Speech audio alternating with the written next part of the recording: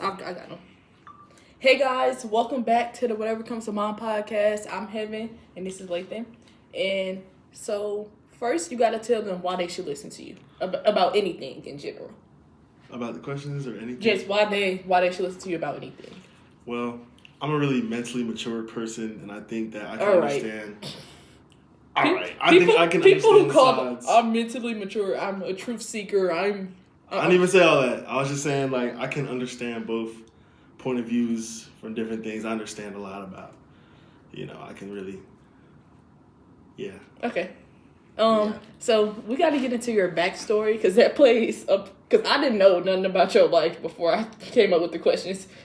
So now just explain before we get into it, if you don't mind. So basically, I have both of my parents in my life. However, my dad is kind of like, he on the edge of in my life, I would say. He on the edge of in my life. Like, he's kind of like a very much so like, oh, this is my kid. Like, I raised him, I guess, but like, Does he have any other children? No, just me and my sister. So he don't got no children by no other mom or I thought that's what you meant. Oh, so you're his only child, or you and your sister? Me and my sister, yeah. Oh, okay.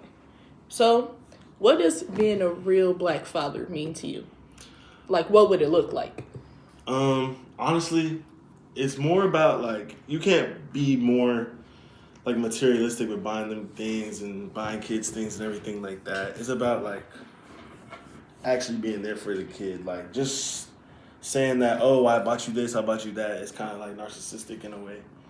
And it's kind of, like, not really the point of raising an actual child. Like, and I think, like, the rappers and stuff, they're like, well, I'll send my baby mama $20,000 every month.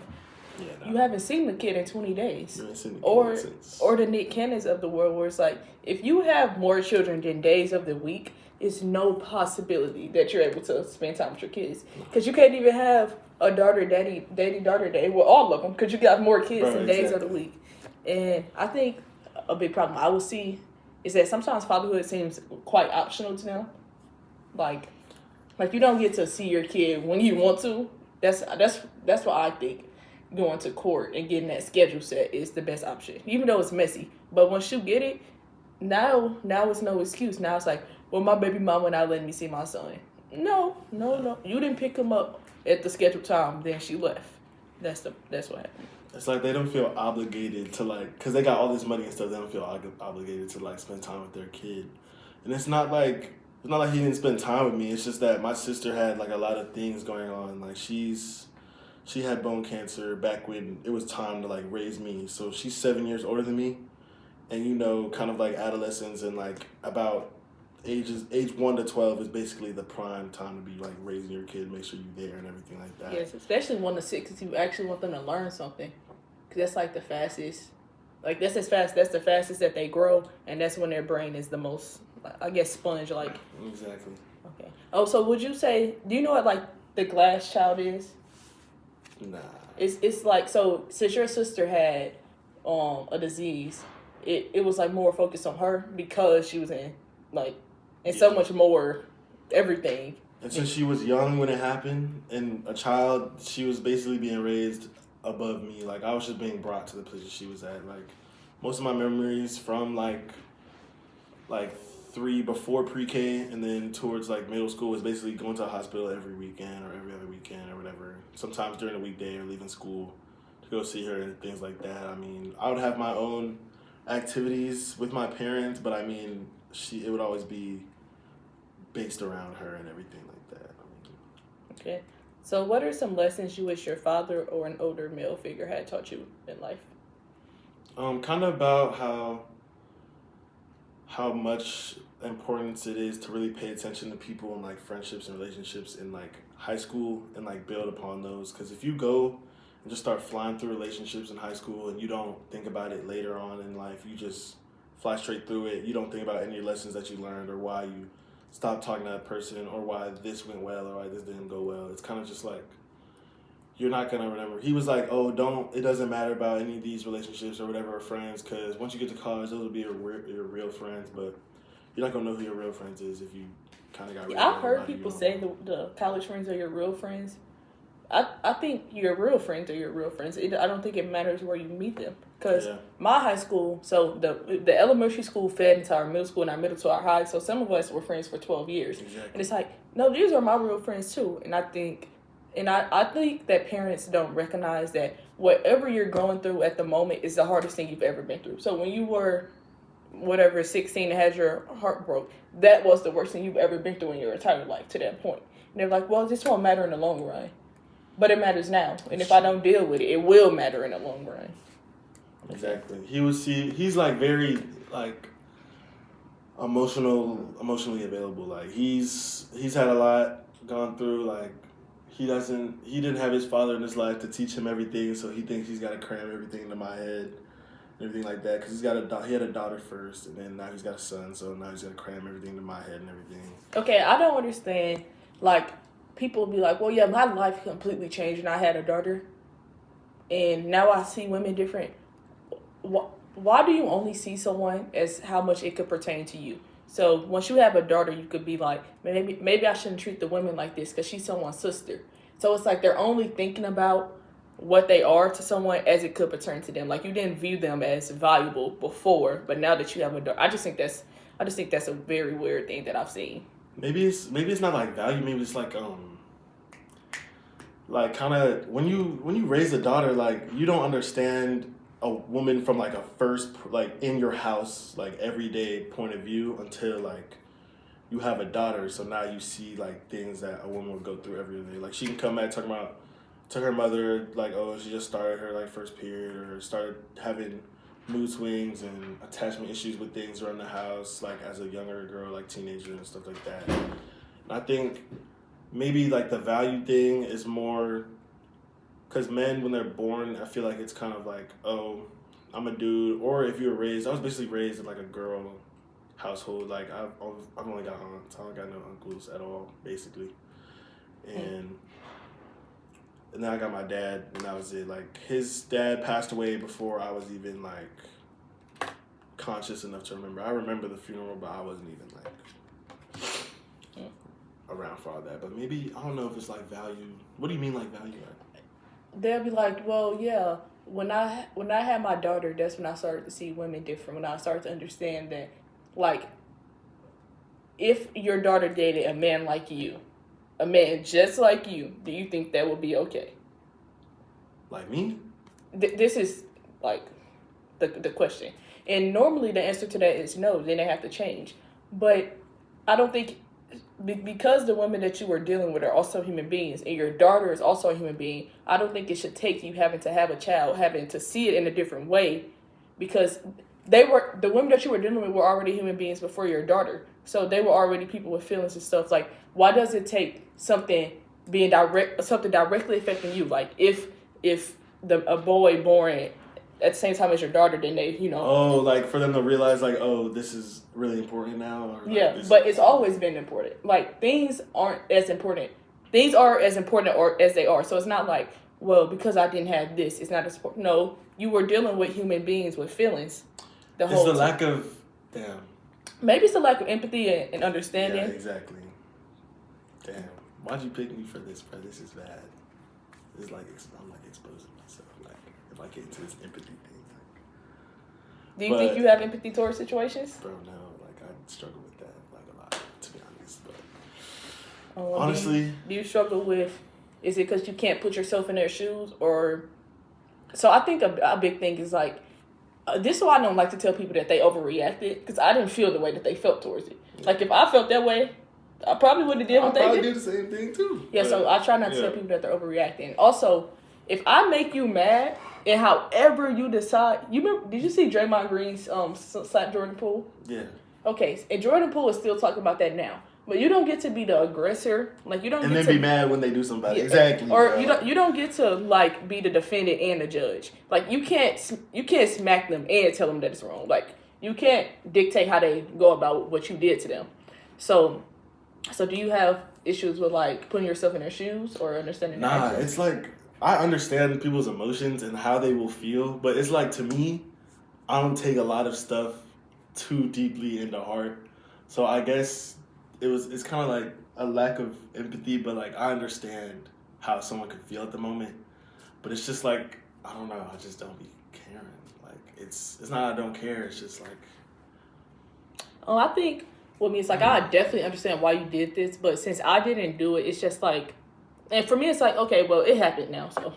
I try to make sure people like I say what people want to hear, so I don't make them mad and be like, oh, you don't even care, like. But like I do care, but yeah. it's like me caring is not gonna change the fact that you bust this dude tires and now it's like and now you going to jail. So it's only so much my caring. Like if my caring about it can actually change the situation, I will approach it differently. But if all you're doing is venting and just needing someone to listen, right? Yes. Yeah. Yes. Exactly. I can't even, bro. I can't do nothing about like what you just told me, other than tell you it's gonna be okay or it's like it's fine and stuff like that. Like.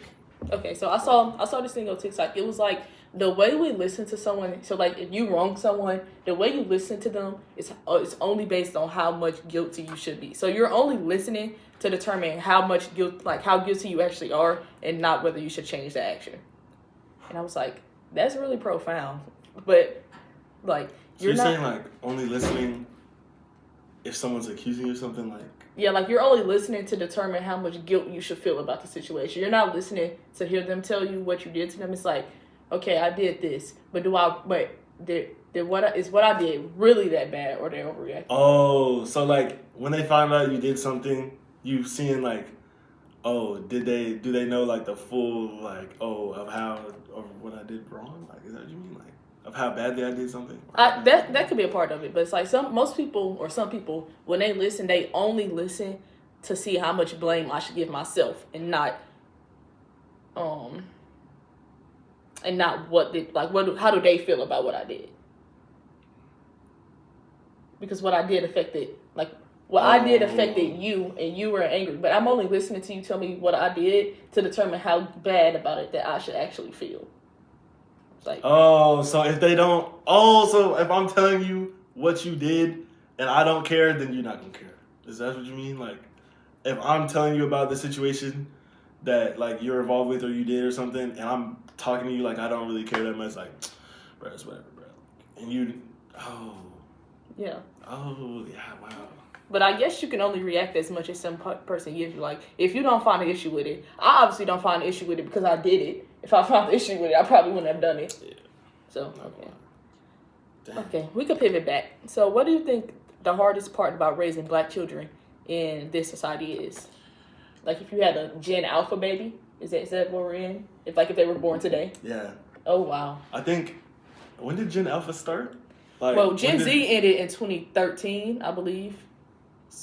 And generations, like Gen Z was like from 1997 or something to like 2013. So we got some time. Dang. Bruh, like things, since you said 2013, things change like every day. Every month, every week, something happens. It's like, I know somebody who's, not that they don't want to have kids for selfish reasons, but it's like, it's so unpredictable bringing a child into this world. Like, you don't know what they could go through, like, tomorrow or today. Like, I don't even know what I'm going to go through tomorrow. Like also, you're raising your child is your child, but it is a tiny human being first. So, when you have, you can't just place all these expectations on it. Okay, y'all, for the listeners, just because I'm speaking from passion does not mean I'm speaking from pain. Like, just because I feel very passionate about not raising your kids a certain way does not mean I was raised that way, and I'm upset about it. That's just... Yeah, facts, before I say anything. Okay, yeah. So, I just think when you're raising a kid, you have to remember that this is actually a human being and not just your child. So, and I think that's one of the hardest part about having kids. You do not know what type of child you're going to get. What if you get the kid that's a furry? Or the emo kid? I mean... Like, out of all the genome... But it's also like... They aren't born that way. Everybody gonna be almost born the same unless you are born as a psychopath or a sociopath. Like the 98, 95, whatever, most people are born just as a blank slate and can absorb information. But then, like, if you're born without the ability to feel empathy or, like, as a psychopath, then you're cooked. It's what you engage in. Like, you're not gonna have no kid born. I kid you not. I know that there was homosexual people in my classrooms, and now they are homosexual, like in kindergarten and pre-K. Yeah. Like, I was like, this person kind of acts girly. I'm like a kindergartner. Like, I'm not going to tell him you act girly, because I know that's probably not something I should say, because I'm raised better. But like, I knew like he was acting a little different compared to me and the rest of the guys in the classroom. That's why I don't. That's not how they be like, they're pushing this agenda. No, I think that in the 70s there were kids in kindergarten that was gay. Just like in 2020 there were kids, like, obviously you're not gay at 6, but like, if like this is how you were born, but it's like they're pushing this agenda. I don't think so. I just think, like, I don't really think the number or the percentage of people that's like that has changed. I just think the people that are open about it has changed because society has become more accepted.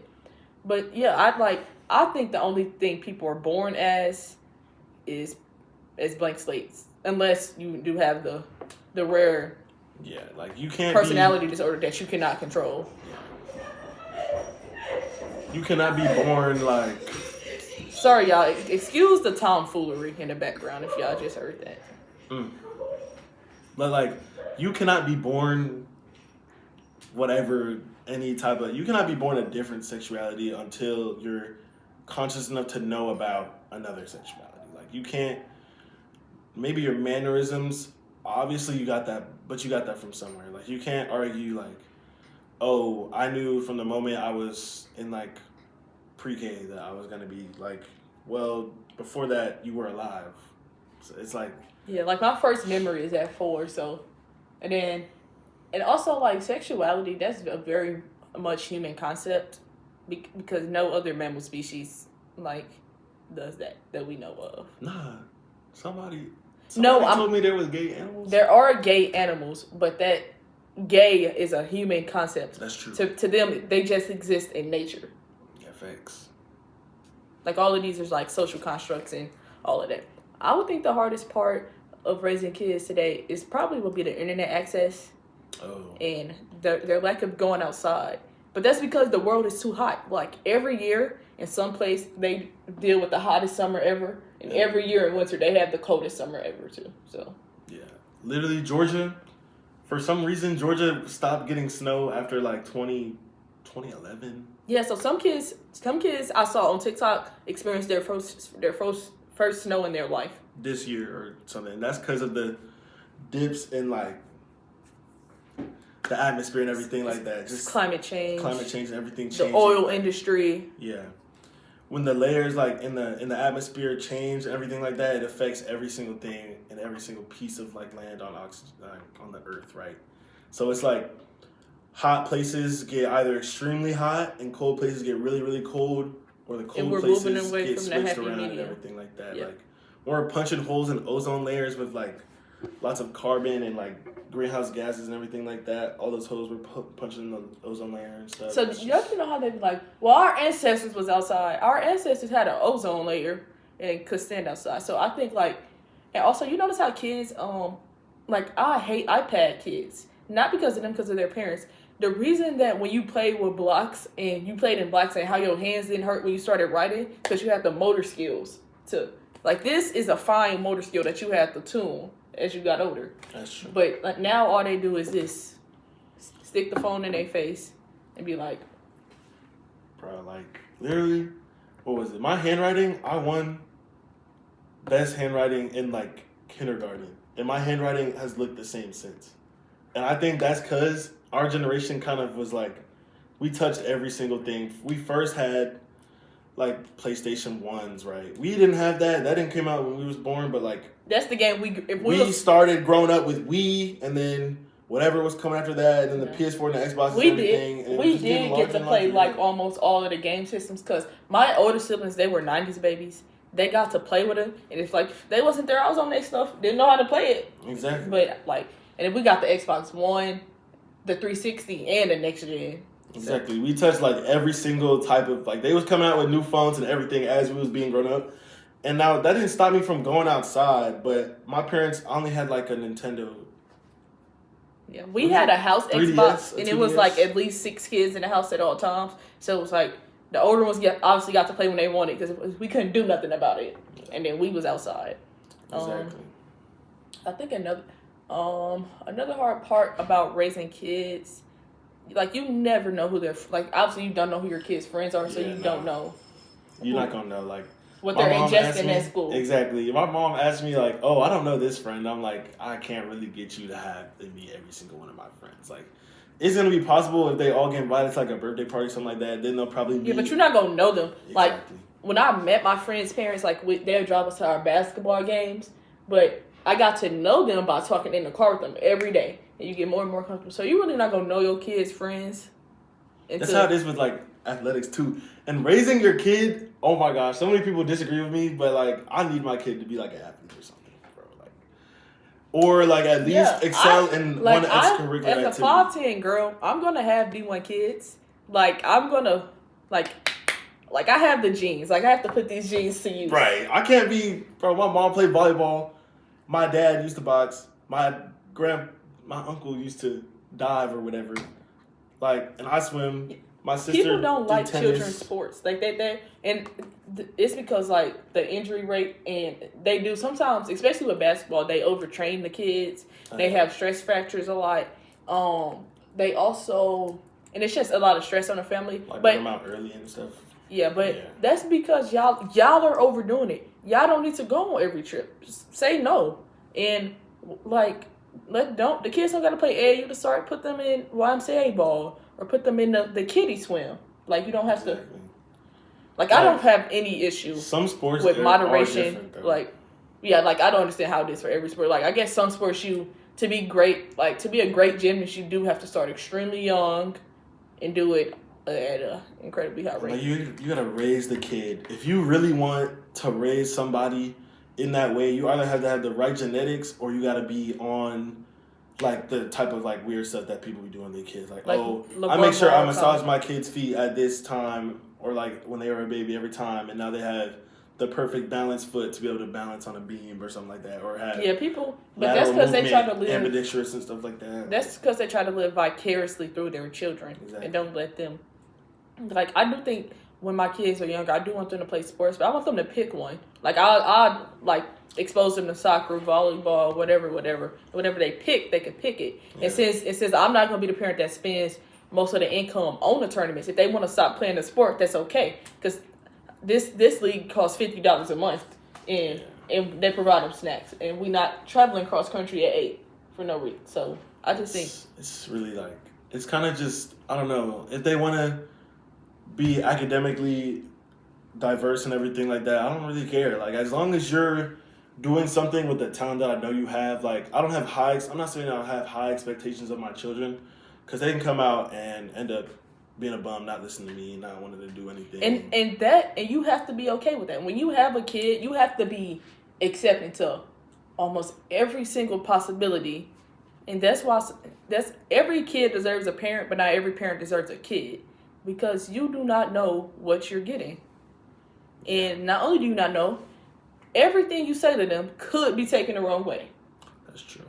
And then they soak up information. Kids are crazy smart, considering that they don't know how to read or write. Like they absorb every single thing that you tell them, and they choose to use it. Like you chose to go on stage and say your first curse word. Like that's when you decided to say what you heard me say at home. Like, are we serious? Yeah, nah. I don't even remember. Like it's kind of like, and then you won't know. Like a hard part about raising the kid. I'm literally taking a class on child development right now, and the hard part isn't even the kid. It's about the dynamic at home when the kid is like, when you and your partner have to go work or go do something or go take care of yourself, like personally. Like that's the hard part about actually raising a kid. It's not about actually raising the kid, because it's easy to, if it's just you raise the kid and then time stops and then you come back and raise the kid if again. You could raise a kid in a bubble, it would be easier. Exactly. But the outside world, like everything that a kid sees, hears, or mimics, that will affect them. And you, how today is a normal Tuesday for us, or is Monday, that day could be a canon event for the kid. It's a day we won't ever think of again, but you yelling at them that one time is affecting them the rest of their life. So every day you have the possibility to make like canon events and lifelong memories in kids, and you do not know which one is which. Exactly. It's like you don't know when you leave your kid with some nanny or or you leave your kid at your sister's, or whatever's gonna happen to that kid, or what that kid's gonna experience is there. Like, because they're not gonna tell you everything, because they're not gonna know. Sometimes they don't know what's going. Like, exactly. They only know how they feel about it. Like and sometimes they don't really think about it besides like, well, this happens every day. So like, okay, so what are some real solutions to fixing the problems in the Black community, and not just finger pointing at them? Like, if you could restructure the Black community in today's day one, how would you go about it? What do you mean day one? Like, I mean, if you had to restart Black America. Well, if I was going to restart it, it wouldn't exist. We wouldn't be over here, but... I just asked you, how would not restart Blackness? How would you restart Black America? But, I mean... First, there's not a lot of things that we could control at the start. But if I did have some type of control, is that what you mean? Like, over how things would start? I would start with self-love. We've been, like, we're calling our hair nappy and not just textured or coiled. We've convinced each other that we are our own worst enemy. When there are people that got legislation to dump toxic chemicals in our neighborhood, you think that you'll be like, Black people are always so. But if this was 100 years ago and a white lady was walking at you, you would have to go to the other side of the street. So, like, I don't think the white man of today is actually the sheep, the wolf that he's been made out to be. I think that historically the white man has done that to our consciousness. But I think it starts with self-love, and you can't love your neighbor until you love yourself. And people, like Black people, I don't think, why is Aryan features and all of that what we look, but that's not how we look like. Like, that should not be our inspiration. What do you mean, like, 100% African American people? Like, what are you talking? Do you mean I think for how every culture. Like, if you ask, like, 100 Black people, like, who, if you polled them, be like, who are the most attractive people that you could think of? Oh, they're going to start naming, like, Zendaya and stuff like that. Is that what you're talking about? I'm saying, like, if you ask, even how Black people view beauty and how white people view beauty historically has been, like, how the Africans view beauty and how African Americans view beauty, I don't think it's the same. And I think it's because of conditioning that we've had. So I will start with self-love. Like, your Afrocentric features are beautiful. And I think we have to accept that. And that's like an internal thing that we have to sit there, look at ourselves in the mirror and just accept it and try to undo all the conditioning. Like professional hairstyles. How could you say that the way my hair grows out of my head is unprofessional? It's like covering parts of your head and your face and stuff. That's what they would say, like, oh, it's covering her head and stuff and covering her face. Like, we can't see her face. We don't know, like... We wouldn't be able to know how she's thinking or feeling because she can just hide away in her hair and stuff like that. If I can control my facial expressions, you wouldn't know what I think or feel either. That's exactly what they would say. And it's like, our own people would be on each other later in life in my generation about, like, oh, I literally have a big nose, big lips, I think I got a pretty decently sized forehead, but, like, I've got lots of features that are Black by nature. Like, the average Black male will have these features, but in society nowadays, it's kind of like, oh, I don't want a big nose. I need a smaller nose. I want my ears to be more inwards, or I don't know what that is, but people doing that now. They want their ears to be less showed and stuff like that. Oh, I want smaller lips, or they want bigger lips. Like, Black people trying to be looking more like white people. White people be trying to look more like Black people with their lips, especially in their hair. I feel like I've seen a lot more, like, longer time goes, the more and more white people I've seen trying to be more like Black. Okay, everything about Black culture is considered too ghetto and too offensive until white people could profit off of it. Exactly. Like, getting their nails done and all of that was considered, like, so taboo until white people was able to profit off of it. Or even, like how, if you ever notice how basketball players dress, like, the swag of it, a lot of the stuff that they wear now was, like, they would wear it in 2000, then the league banned it until they made their own version of it, so they have to wear it. So it's like everything about Black culture that's considered too ghetto, it's only considered that until other people are able to profit off of it. Exactly. Like, clothes and shoes and the way people dress now, like the amount of things people get on, like literally another thing. I see so many white boys now, like they got the New Balance or they got the Air Force, dirty beat up Air Forces or the New Balances or anything like that with baggy jeans, baggy pants. And now back where I'm from in like East Atlanta. You're from East Atlanta. Yeah. What you talking about? All right. I'm actually a very well-spoken young man, so I don't know what this guy's talking about, but... What you talking about? Talking Slut. That's how y'all sound. It's talking about. It's talking about. Yeah, how you talking about? Okay. But anyway, everybody got on them skinny jeans, them purple jeans, them Amiri jeans with got their veins showing through the pants and everything like that. Literally, that's what them things... Baggiest jeans in Atlanta. Bro, exactly. That is literally, oh my gosh. And the white people coming up with a black person meme every single month, literally of TikTok life, literally life in general, like every single meme involves. LeBron is the longest running meme in history right now. Like he got to be the longest. Black people's pain is always turned into memes. You remember when Roddy Ricch made a song? He was like, "I just lost my dog." That he was saying how much pain he was in, and that got turned into a meme. So right. Well, LeBron was like to J.R. Smith in the finals. That meme, yes. Like when black people's pain is always memed. I feel like it is. I just think it's weird. It's just crazy. Like it's so easy to make fun of something like that, but it's like, really, what's the chop chin dude? What's that? The chop chin thing, and he's like, he I know that school he goes to in Atlanta. It's like North Atlanta High School or something like that.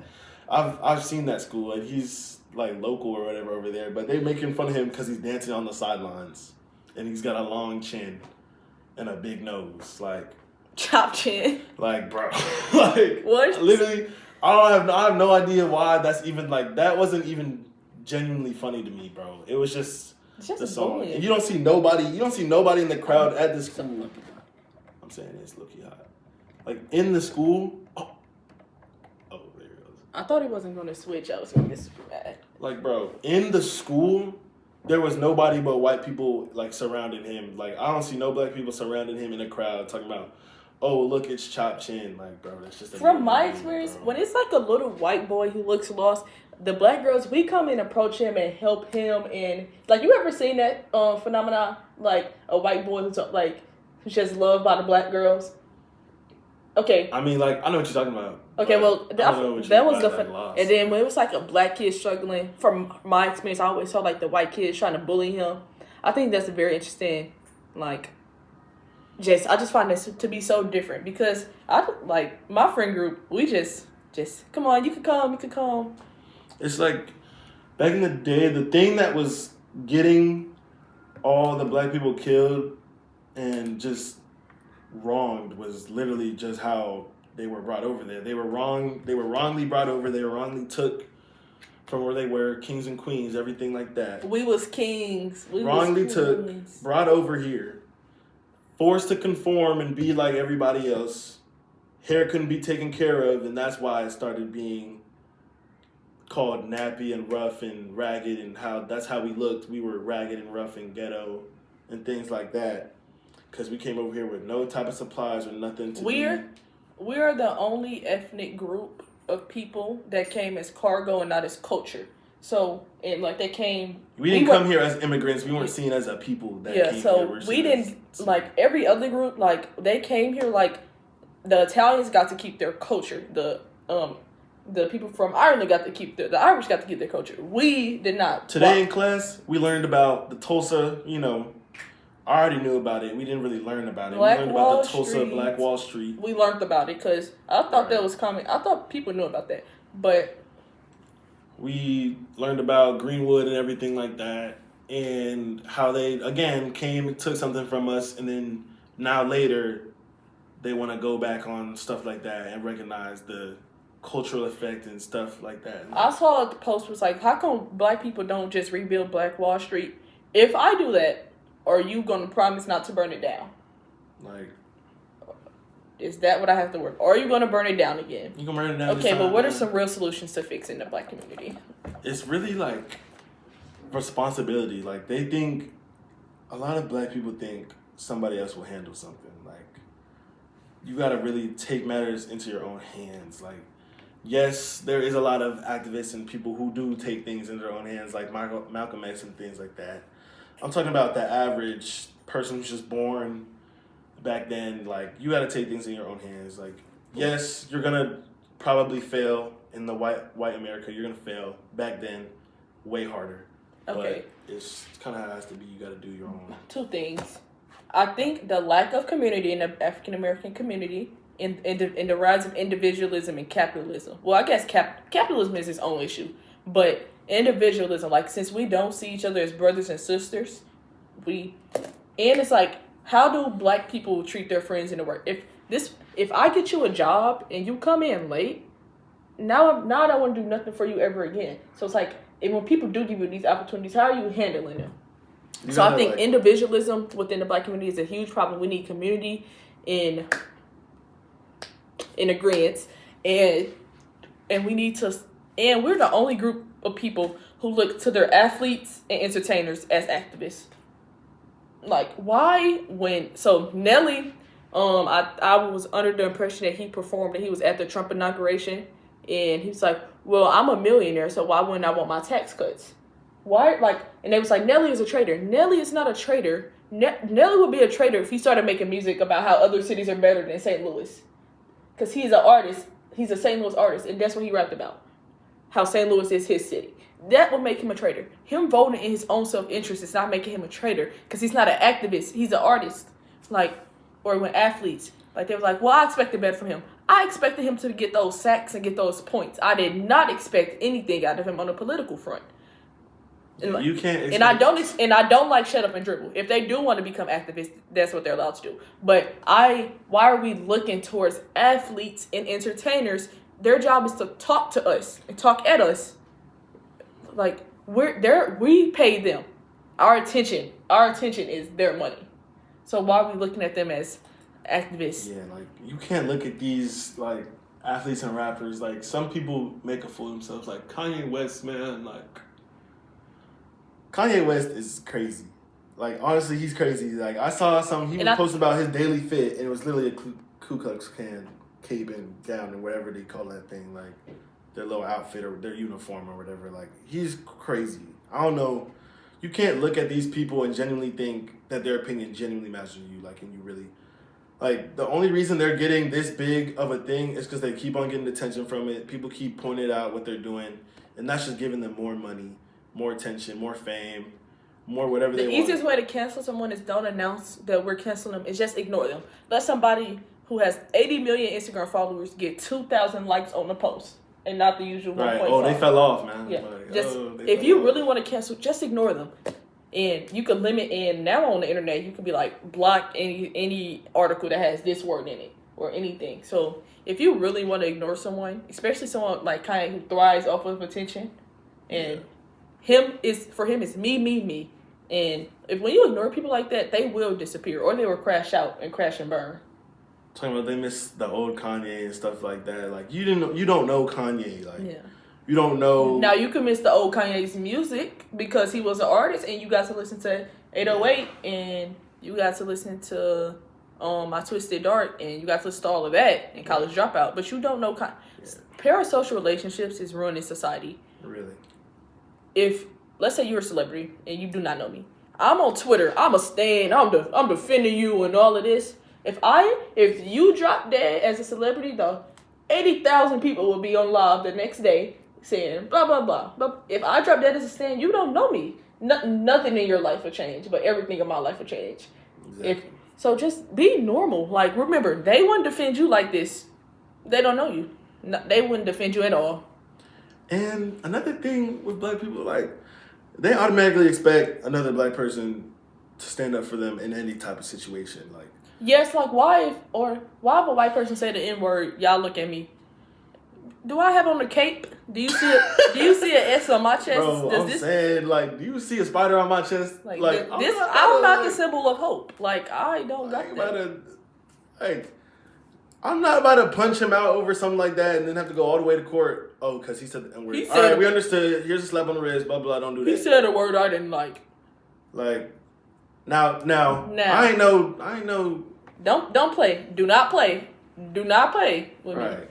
But it's like everyone can't be Captain Sable, and also I feel like a lot of their solutions don't be. You know what? Record him get his name and send it to his job. That'll get him out of there. Record him saying that. Send it to, like. How about we focus on real solutions? How about we try to educate each other? How about we start sending each other?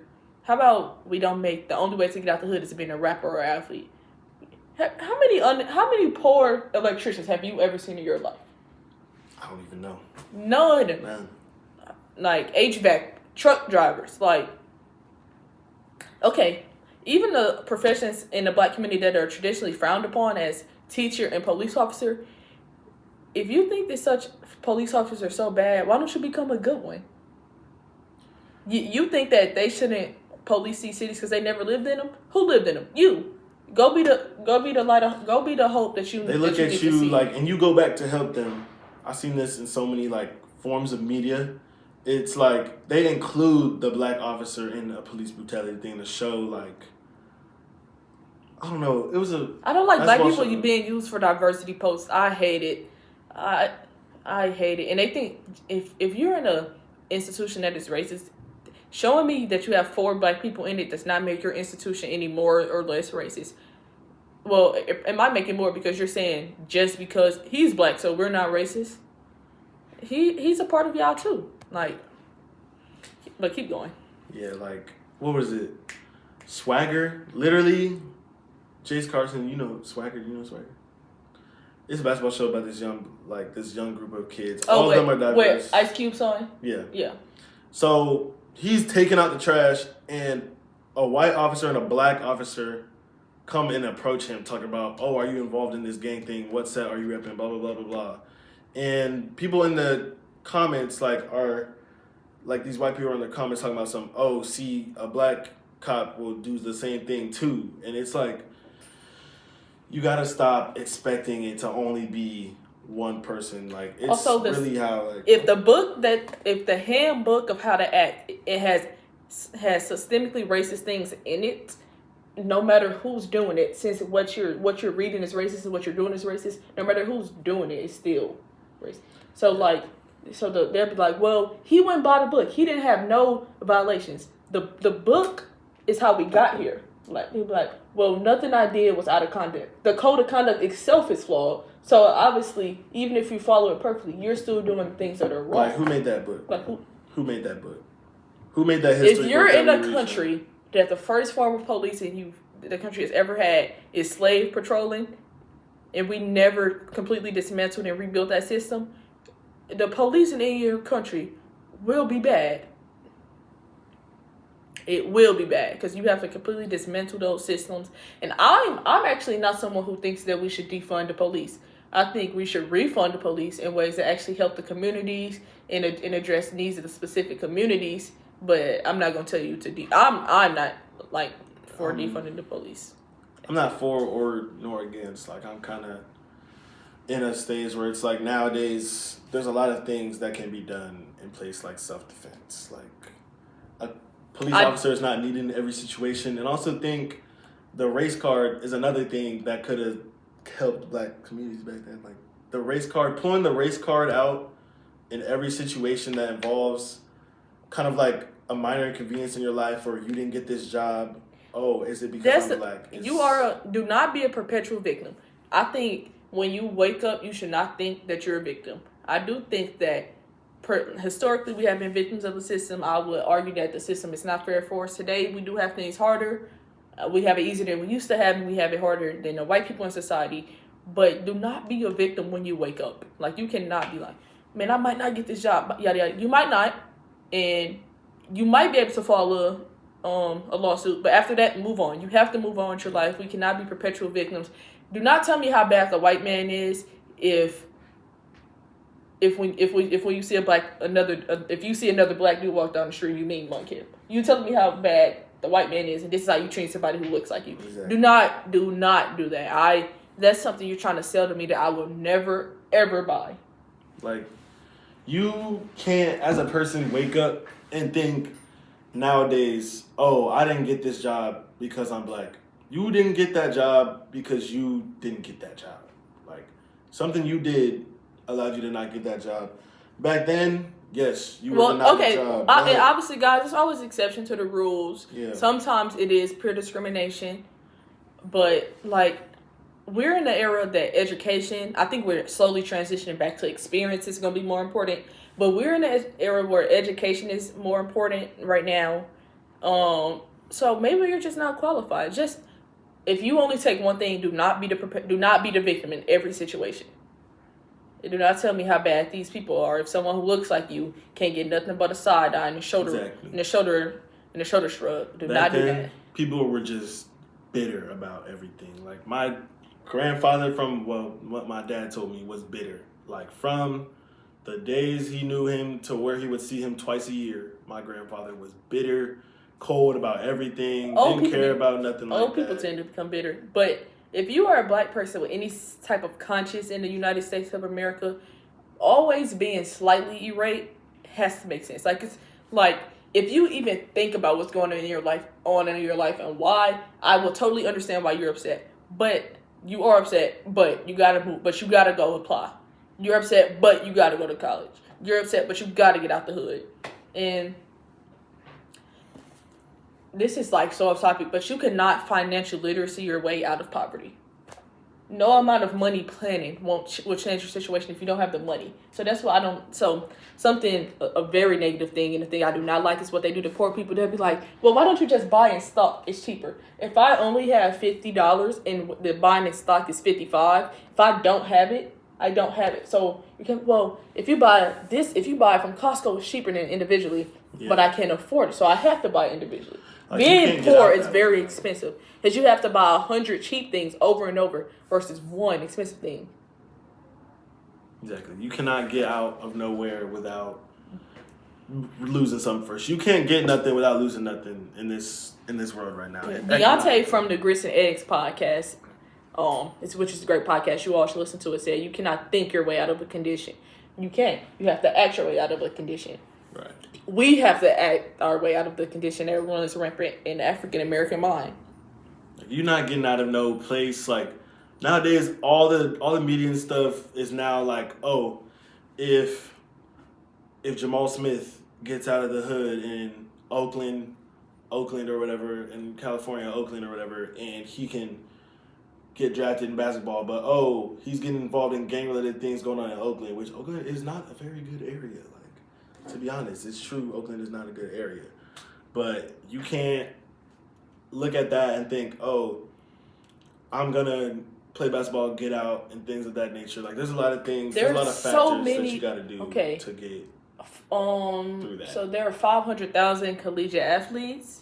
There's about 3 million high school athletes. So that drop from there to there tells you at least 3 million. I do not know the number. I'm assuming it's at least 3 million high school athletes. And then the pros is like the percentage of percentages. But you know what job? Some jobs have 80% acceptance rates.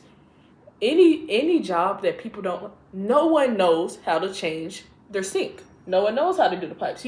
Those plumbers. So any job that it's like people think it's too nasty to do or it's too much time, you will always find a job with it.